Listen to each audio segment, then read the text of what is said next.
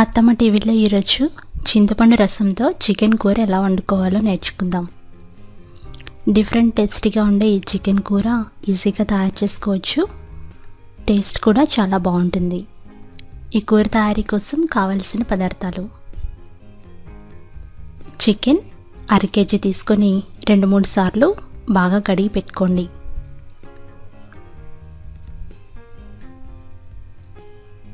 మసాలా సామాన్లు: ఎండుమిరపకాయలు 15,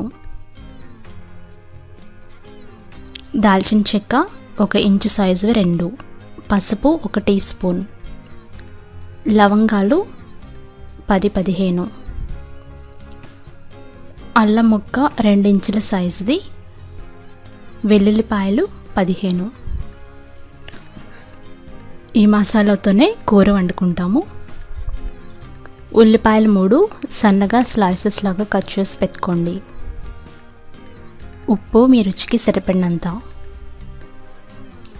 చింతపండు నిమ్మకాయ సైజ్ అంత, దీన్ని నానబోసుకోవాలి. నూనె 2 టీ స్పూన్లు, కొత్తిమీర 2 రెమ్మలు. ఇప్పుడు తయారీ విధానం నేర్చుకుందాం. ముందుగా చికెన్లో కొంచెం ఉప్పు వేసి బాగా కలయబెట్టాలి. దీన్ని 30 నిమిషాల పాటు నానబెట్టుకోండి. మిక్సీ జార్లో పసుపు, దాల్చిన చెక్క, ఎండుమిరపకాయలు, అలాగే లవంగాలు, అల్లం, వెల్లుల్లి రెబ్బలు వేసి కొద్దిగా నీళ్లు పోసి ఇలా గ్రైండ్ చేసుకోవాలి. ఈ మసాలాని పక్కన పెట్టుకోండి. ఇప్పుడు స్టవ్ వెలిగించి కడాయి పెట్టి వేడి చేయండి. వేడైన తర్వాత నూనె వేసి వేడి చేయాలి. తర్వాత మ్యారినేట్ చేసి పెట్టుకున్న చికెన్ వేసి 2 నిమిషాల పాటు ఫ్రై చేసుకోవాలి. ఇప్పుడు చింతపండుని నానబెట్టండి. 1/2 కప్పు నీళ్ళలో నానబెట్టండి. ఇప్పుడు చికెన్లో తయారు చేసి పెట్టుకున్న మసాలా పేస్ట్ వేయాలి. మసాలా పేస్ట్ వేసి బాగా కలపాలి. ఈ మసాలా పేస్ట్ చికెన్ ముక్కలకి బాగా పట్టాలి. 5 నిమిషాల పాటు బాగా ఫ్రై చేయండి. 5 మినిట్స్ అయిన తర్వాత 1 కప్పు నీళ్లు పోయండి.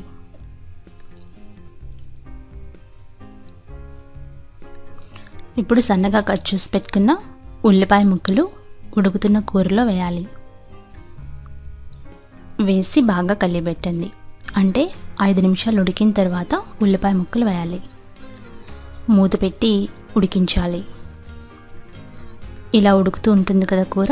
ఇప్పుడు సిమ్లో పెట్టుకోండి. ఇప్పుడు 1/2 కప్పు చింతపండు గుజ్జు వేయండి. చింతపండు పులుపుని బట్టి చింతపండు రసం వేసుకోవాలి. ఈ విధంగా కూర ఉడుకుతూ ఉంటుంది. ఇప్పుడు కొద్దిగా పంచదార వేయండి.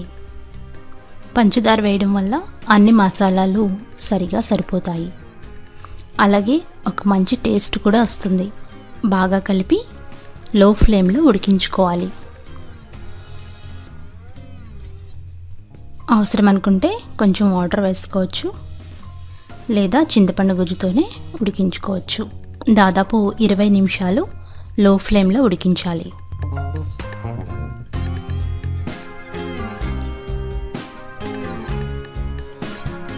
ఈ విధంగా ఉడికేటప్పుడు కొద్దిగా కొత్తిమీర వేసుకొని మరి కాసేపు అంటే ఒక 2 నిమిషాల పాటు ఉడికించండి.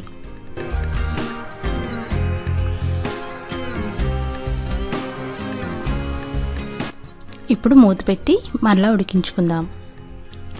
2 నిమిషాలు ఉడికించిన తర్వాత స్టవ్ ఆఫ్ చేసుకొని వేడివేడి కూరని సర్వ్ చేసుకోండి.